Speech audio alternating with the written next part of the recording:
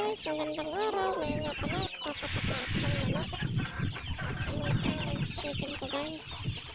Medyo marami-rami na rin sila, kaya medyo mabigat na rin yung kanilang mga kinakain. Nag-pressure ang mga patakot nila. At yun nga pala, yung mga inahin. Nakatan guys, ayun ang may itlog. Opo, minsan, nagsisiw na naman po ako dyan. Dito naman sa labas guys, ayaw ko napatukagan ako yung mga hindi napasok din sa loob, yung mga manok. Naka-pre-range nga pala sila lahat. Kaya pinatuka ko na rin sila.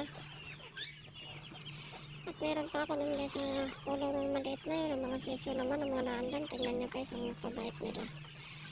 Ayun, naghahapulan pa yun sa akin minsan sa mga balita, tutulo. Ayan nga.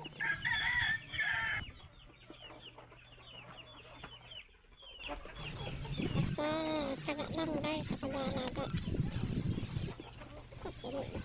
Nilagyan ko na rin pala sila dyan guys ng vitamins. Vitamins siya, pinapainom ko sa kanila sa ngayon guys.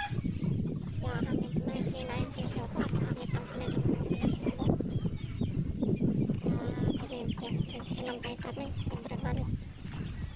Ito nga pala guys, ito yung aking pandangon yan guys, yan yung dalawang pandangon.